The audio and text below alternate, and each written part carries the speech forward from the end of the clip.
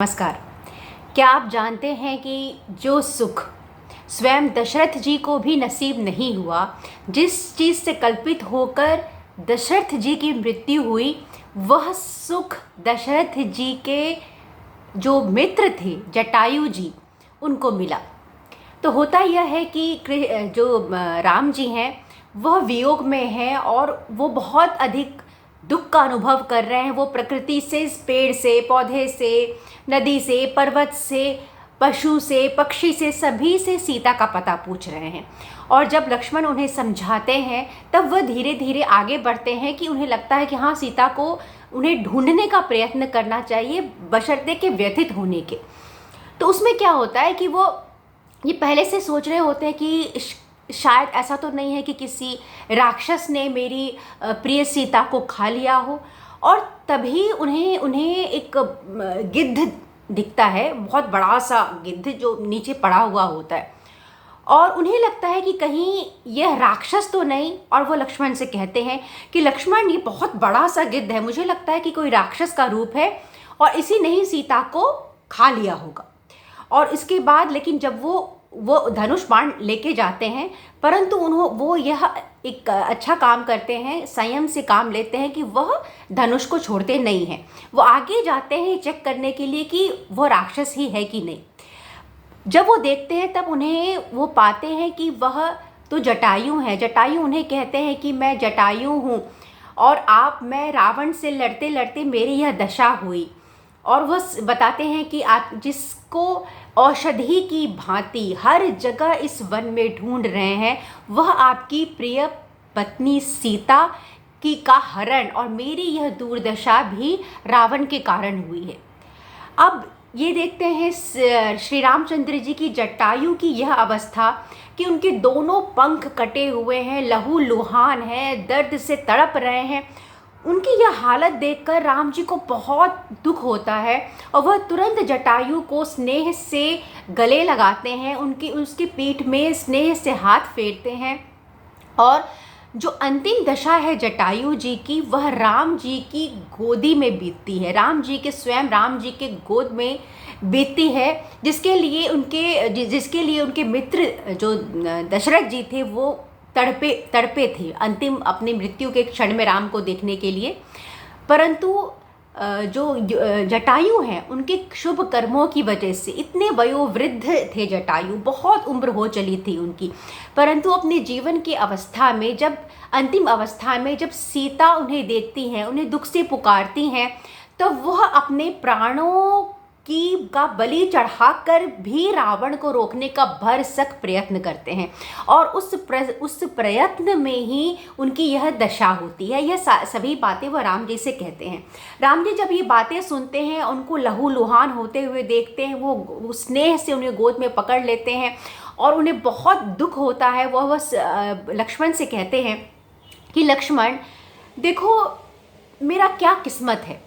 अब इसमें देखिए, हमें लगता है कि जो भगवान है वो बिल्कुल परफेक्ट होते हैं, उन्हें कोई भी किसी तरह की भावनाएं उन पर प्रभाव नहीं डालती, परंतु वाल्मीकि रामायण में ऐसा नहीं है। श्री रामचंद्र जी हैं, वो बहुत ही अधिक अपनी भावनाओं को व्यक्त करते हैं। वह प्रेम भी करते हैं तो प्रेम की बातें भी व्यक्त करते हैं, वह दुख में होते हैं तो दुख की बातें भी व्यक्त करते हैं लक्ष्मण से, सीता से। तो अपनी भावनाओं को वो अपने तक सीमित नहीं रखते, बल्कि अपने प्रियजनों से व्यक्त करते हैं। और वह लक्ष्मण से कहते हैं, वो बहुत अधिक आप कह लीजिए कि वियोग में चले जाते हैं, जिसे हम कह सकते हैं एक डिप्रेशन का स्टेट, एक बहुत ही उनकी पत्नी सीता नहीं मिल रही है। और इस चीज़ को वो व्यक्त भी करते हैं कि लक्ष्मण देखो, मेरा किस्मत कैसा है। वो कहते हैं कि लक्ष्मण देखो, मेरा भाग्य कैसा है कि मेरा राज्य छिन गया, मेरे पिता की मृत्यु हो गई मेरे वियोग में, और हम लोग वन में आ गए हैं। मेरे पीछे मेरी पत्नी जो कि महलों में रहने वाली थी, वो वन में आ गई, और उसकी यह दुर्दशा हो गई वन में आके कि उसका हरण हो गया। और जो मेरे पिता तुल्य थे, जिन्हें मैं वन में अपना मानता था, एक जटायु, आज उनकी यह अवस्था है कि वह अंतिम सांसों के लिए प्रयत्नशील हैं, अंतिम उनकी सांसें छूट रही हैं। तो मेरा तो किस्मत इतना खराब है, वो बोलते हैं मेरा किस्मत इस तरह से है लक्ष्मण कि मैं अग्नि, मेरी किस्मत जो है वो मेरा भाग्य ऐसा है कि वो अग्नि को भी जला दे, यदि मैं समुद्र में चला जाऊं तो उसका पानी भी सूख जाए। तो ये सब बातें इस बात की प्रतीत है कि राम जी की जो मानसिक अवस्था है वो कितनी बुरी है अभी, और वो बहुत ही अवसाद में हैं, एक डिप्रेशन के स्टेट में जा चुके हैं, और लक्ष्मण उन्हें बार बार उनसे निकालने का प्रयत्न करते हैं। राम जी निकलते भी हैं, परंतु वापस कुछ ऐसा हो जा रहा है कि फिर से वह अवसाद में पड़ जा रहे हैं।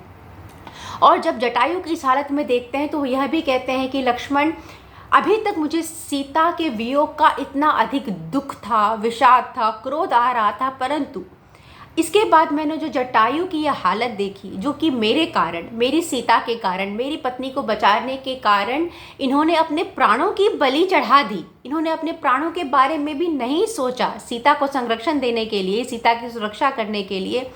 तो इनकी जो अवस्था मैं देख रहा हूँ उससे मुझे सीता के हरण से भी ज़्यादा दुख मिल रहा है, उससे भी ज़्यादा। अभी कुछ समय पहले मैं सीता के लिए दुखी था, परंतु अब उससे भी अधिक मैं दुख में आ गया हूँ जटायु को ऐसा देखकर। वो जटायु को छाती से गले से लगाते हैं और प्रेम पूर्वक पूछते हैं कि आप बताइए कि आप सीता के बारे में जो कुछ भी जानते हो, किसने सीता का हरण किया और किस दुश्मनी के कारण किया, क्यों किया। वो बार बार पूछ रहे, परंतु वो यह भी देख रहे हैं कि वो इतनी अधिक पीड़ा में है, जटायु की ज़्यादा कुछ बोल नहीं पा रहे हैं।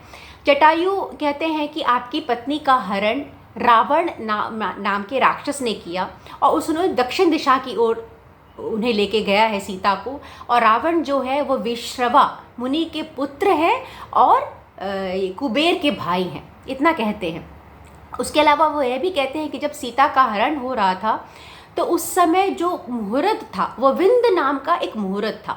तो उसमें क्या होता है जो धन है, वो जो गया हुआ धन है, वो स्वामी को मिल जाता है, उससे उसका वियोग नहीं होता।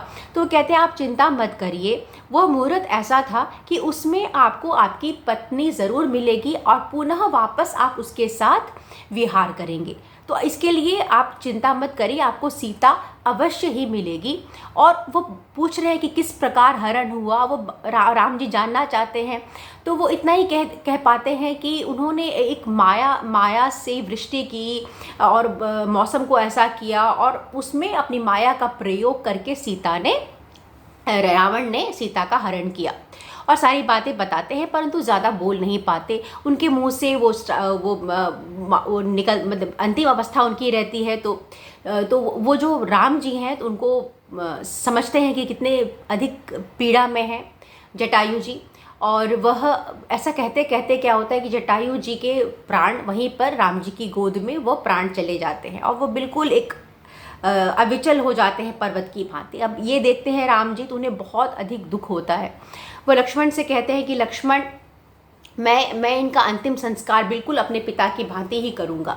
और वह सारा अंतिम संस्कार राम जी, जैसे कि एक पुत्र अपने पिता का अंतिम संस्कार करता है, ठीक उसी प्रकार से रामचंद्र जी ने जटायु का अंतिम संस्कार किया। तो जटायु जो है वह, और उन्हें ऐसा लोक दिया, राम जी कहते भी हैं कि उन्होंने अपने प्राणों की बलि दे के वृद्धावस्था होने के बाद सीता को पूरी तरह से संरक्षण देने का प्रयत्न किया, इसीलिए उन्हें उत्तम लोक की प्राप्ति होगी। और राम जी स्वयं अपने हाथों से उनका अंतिम संस्कार करते हैं, सब कुछ करते हैं, पिंडदान करते हैं, और अंत में गोदावरी नदी में जाके राम और लक्ष्मण जलांजलि भी देते हैं। तो जो चीज़ दशरथ जी को नसीब नहीं हुई, वही चीज़ दशरथ जी के मित्र जटायु को हुई। जटायु जी की अपने पुण्य कर्मों की वजह से, अपने जीवन के अंतिम अवस्था में जो पुण्य कर्म किया, उन्हें राम जी का गोद मिला, राम जी का स्नेहिल स्पर्श मिला, और राम जी के हाथों उनका अंतिम संस्कार हुआ। तो इसीलिए जो पुण्य कर्म है वह व्यक्ति के कभी न कभी चाहे कोई भी अवस्था में पुण्य कर्म करे। ऐसा नहीं कहा जा सकता कि अब मैं वृद्ध हो चुका हूँ, अब मैं क्या कर सकता हूँ। अब कभी भी वह क्षण आ सकता है व्यक्ति के जीवन में जिसमें कि वह ऐसे कुछ कर्म करे जिससे कि भवसागर को पार कर ले, स्वयं प्रभु को प्रसन्न कर ले। और राम जी को देखिए, राम जी ने हर अवस्था में अपनी भावनाओं को व्यक्त किया है। तो हम जो हैं वो राम जी से बहुत दूर नहीं हैं। ऐसा है कि हमने भगवान मान के उन्हें वो श्रेष्ठ हैं, भगवान हैं, परंतु जब आप वाल्मीकि रामायण पढ़ेंगे तब आपको लगेगा कि उनके अंदर जो ये भावनाएं हैं, जो हमारे अंदर उठती हैं भावनाएं, उसी प्रकार उनको भी भावनाएं उठती हैं राम जी के मन में। ऐसा नहीं कि वो बिल्कुल स्थिर है, उनके मन में कुछ डिस्टर्बेंस नहीं हो रहा है, कुछ उनके मन में भावनाएं नहीं उठ रही हैं, परंतु वो अपनी भावनाओं पर कंट्रोल, अपनी भावनाओं पर नियंत्रण करना जानते हैं। और हमेशा अब उनके मन में चाहे कोई भी भावना उठ रही हो, क्रोध आ रहा हो, दुख आ रहा हो, विषाद आ रहा हो, परंतु फिर वो उठ के खड़े होते हैं। अब आगे किस प्रकार से ये कथा आगे बढ़ती है ये मैं आपको अपने अगले वीडियो में सुनाऊंगी। मुझे सुनने के लिए, समय देने के लिए बहुत बहुत धन्यवाद।